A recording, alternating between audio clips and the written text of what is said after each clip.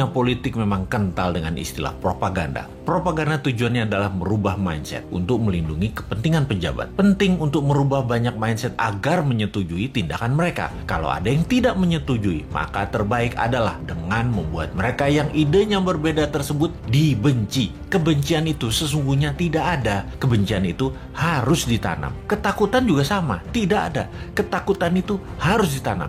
Itulah senjata buzzer. Kebencian dan membuat ketakutan.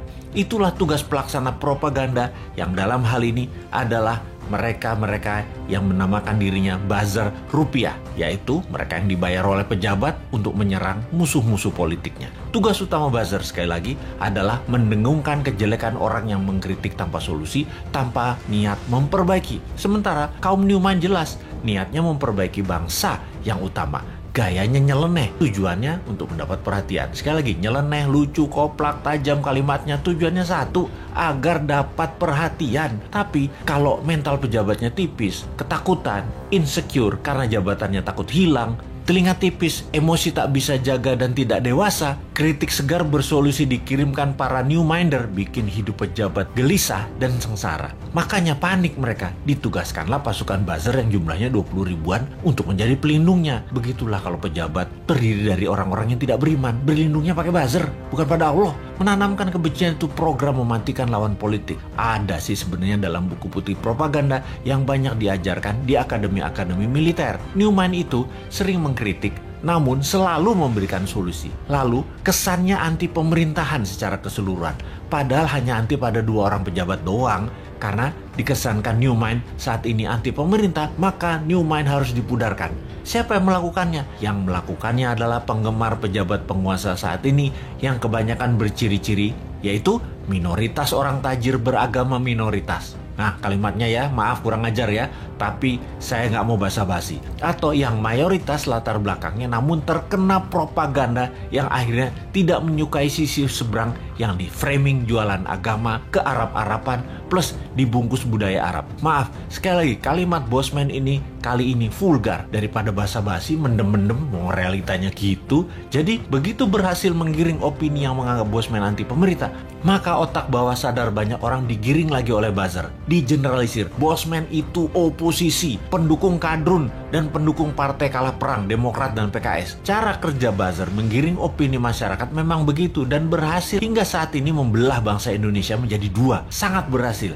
Namun efeknya sekali lagi membuat bangsa ini terus aja banyak konflik. Kalau Bosman mengajak diskusi yang beda pemahaman bernegara, tidak membuat belah negara ini jadi 2. Old mind, new mind, tidak membelah rakyat di bawah, tetapi menjelaskan adanya otot pengetahuan lain atau muscle knowledge yang itu akan menambah dewasa banyak pihak. Sehubungan dengan old mind versus new mind dalam konsep bernegara, Bosman mengatakan berkali-kali, new mind adalah siapa saja yang menganut MMT ekonominya, nasionalis patriotis, tidak tergantung asing bernegaranya, pro-life, mendukung sustainability lingkungan dan membuat Indonesia menjadi negara superpower di ulang tahun kemerdekaan Indonesia yang ke-100 yaitu tahun 2045. Mereka adalah para new minder. Fenomena ini, incumbent dan oposisi, keduanya pernah menjabat 20 tahun terakhir. Terbukti, tidak membawa Indonesia menjadi negara superpower. Makanya, new mind bertanya, 24 tahun ke depan masih mau sama mereka lagi pola pikir dan pola tindaknya? Atau mau main baru pakai bernegaranya ala new mind? Inilah demokrasi. Kalau kalah new mind, legowo juga. Nggak muring-muring, ngacak-ngacak, demo-demo. Nggak baper, basi itu mah. Buktikan saja di dalam kehidupan keseharian new mind. Kalau ternyata kaum new mind lebih makmur, lebih sehat, lebih bahagia, ya monggo diadopsi secara nasional. Kita mah asik-asik aja. Jadi, misi bersama jangka pendek kaum New Mind adalah mempromosikan konsep ini ke 250 juta saudara sebangsa dan setanah air. Jadikan bahan diskusi, rembukan secara masif, dan akhirnya kesempatan itu akan dibuktikan di kotak suara tahun 2024. Kalah menang bukan masalah, itu demokrasi. Pertanyaannya sekarang, bagaimana caranya 250 juta orang mengenal dan memahami konsep New Mind dalam waktu cepat? Urusan suka nggak suka itu nomor 2. Yang penting masuk dulu dan difahami.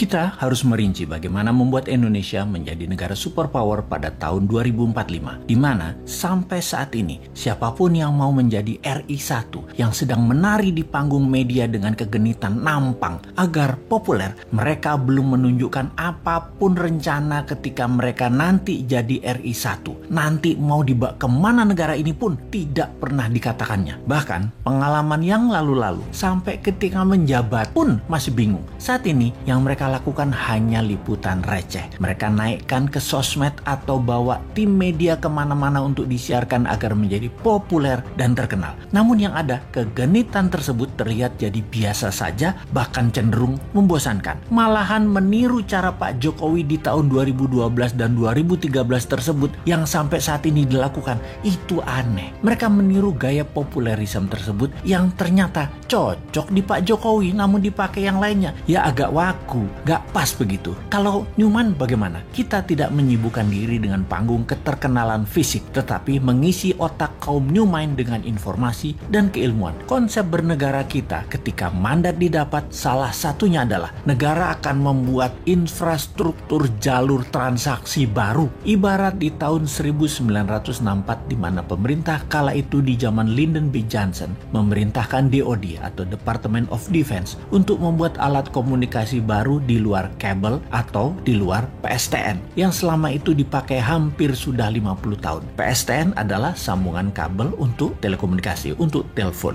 Lalu di tahun 1969 lahirlah yang namanya internet, dan di tahun 90-an masa jayanya isinya internet. Hingga saat ini internet menjadi alat komunikasi dan transfer data utama dunia. Sama, dulu kita infrastrukturnya perbankan, kredit card, ATM untuk menyalurkan uang beredar. Kedepan kita akan membuat infrastruktur transaksi perpindahan aset digital emas, yang mana emas fisiknya ada di Nusantara Metal Bank, semacam lembaga di Swiss yang terkenal yaitu Swiss Metal Bank, bank metal milik Swiss yang isinya logam berharga, noble metal atau PGM, precious group metal, ditabung disimpan sebagai underlying mata uang Swiss. Sekarang dengan digital teknologi tak perlu lagi menerbitkan mata uang, pindahkan saja ke emas atau PGM ke sesama akun tadi, maka transaksi berbasis logam mulia bisa dilakukan. Itulah muasalnya dinaran, di mana jika kita dapat nanti dinaran akan dilepas oleh Bosman menjadi milik negara Nusantara. Pakailah dinaran sebagai kastodian Bank Metal Nusantara dan alat tukar transaksi terpercaya di seluruh Indonesia. 1 tahun sejak Newman pegang mandat, sejak tahun 2025, maka dinaran menjadi instrumen metal transaction. Ditarget dalam 5 tahun 70% transaksi di Indonesia pakai emas, dan 5 tahun berikutnya 70% transaksi ASEAN memakai emas. Dalam 10 tahun ASEAN dan 30% dunia pakai emas transaksinya. Itulah di tahun 2035. 10 tahun kemudian atau 2045, 60% transaksi dunia pakai emas berunderlying Nusantara Metal Bank. Di backup pasal 33 Undang-Undang 45, semua harta sumber daya alam dikuasai negara dan dipakai untuk kepentingan rakyat Indonesia awalnya dan untuk kepentingan rakyat dunia berikutnya. Beda ya dengan old mine. Aset sumber daya alamnya didagangin sama Tiongkok dan Amerika. Ya, cemen banget dah mereka. Tapi mereka populer. Buktinya berkuasa dan bisa terus berkuasa karena rakyat suka cara mereka bernegara.